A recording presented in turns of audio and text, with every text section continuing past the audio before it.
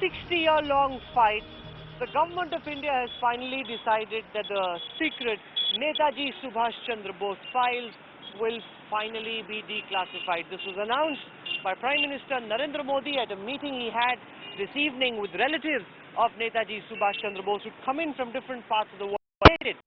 When the Prime Minister said that in January next year, the files will finally be put out in the public domain. The mystery over one of India's greatest freedom fighters, Netaji Subhas Chandra Bose, may finally be over. PM Narendra Modi has agreed to declassify all files related to Netaji. The Prime Minister met Netaji's family members on Wednesday at his residence, 7 RCR, and soon took to Twitter to announce the decision to reveal the files. Modi said that the declassification of the files will begin on 23rd January next year, on Netaji's birth anniversary. He also assured that the foreign government, including the authorities in Russia, would be requested to reveal the files related to Netaji. Not only the people present thank the Prime Minister for this announcement, I think the entire country is today jubilant because 70 years of wait for the real history to come out on Netaji and INA has finally taken shape. Netaji's family, who have been fighting for so many years on this issue, welcomed the announcement and thanked PM Modi. Subhash Chandra Bose was one of the first nationalists of India. तो Narendra Modi ji nationalism में विश्वास करता है, तो वो अच्छी काम किया है, ये सब सार्वजनिक क्या किया है, तो उसका फायदा वो खुद उठाएंगे, क्यों नहीं? Excellent meeting. The Prime Minister was extremely positive, and he made a commitment to us that he would start the process of declassification on the 23rd of January next year, which is the birthday of Subhash Chandra Bose. The Modi government's historic decision to reveal the files of Netaji may change the modern history of India as we know it. Bureau Report, India Today.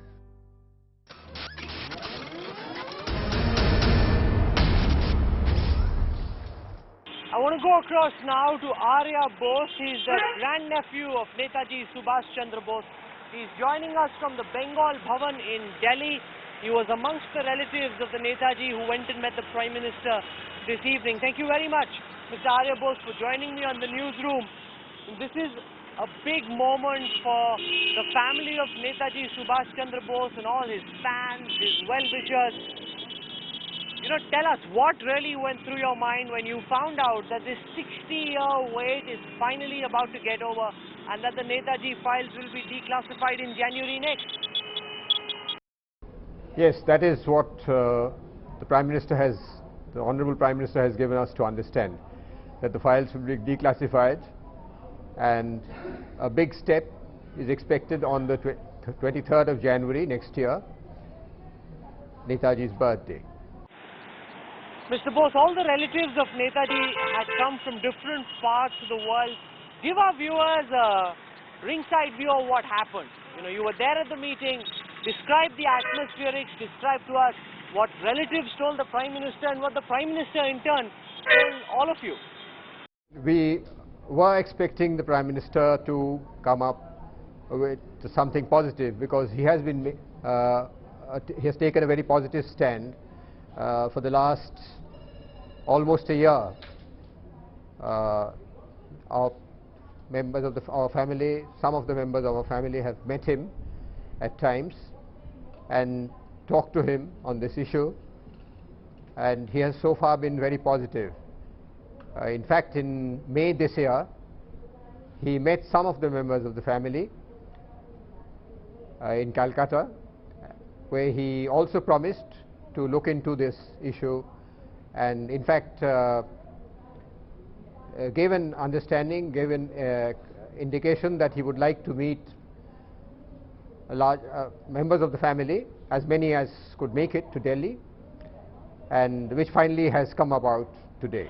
For very long, Mr. Bose, it's been thought that the declassification of the Netaji files will impact diplomatic relations with friendly countries.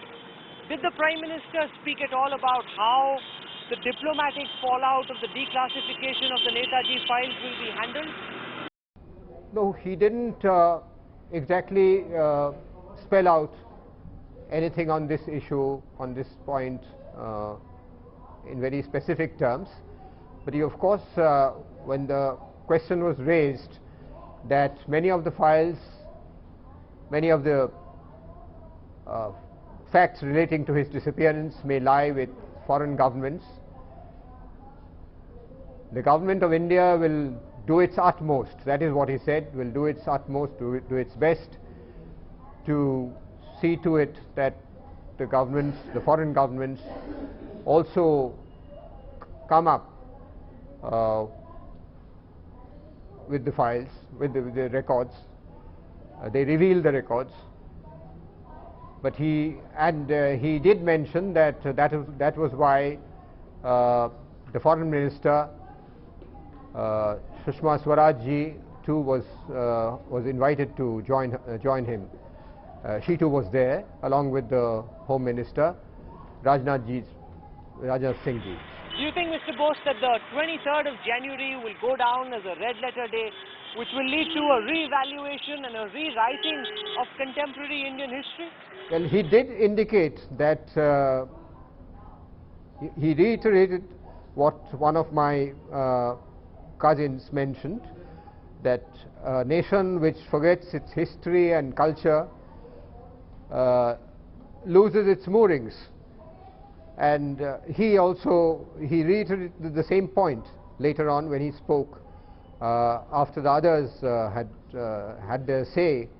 The Prime Minister took up this point and said in very strong terms that a country without a history is like a leaf which flies out from its tree and cannot trace its roots. He said it in Hindi, but what I could gather from his Hindi was this, what I said. Leaves which are torn from the tree, which fall down, sort of lose the strength. They are no more part of the tree. So that is how he said that history should be honored. The true history of the country, the nation, of this culture, the Indian, let's say specifically the Indian freedom movement, should of course be revisited, should be corrected where necessary. It should be modified.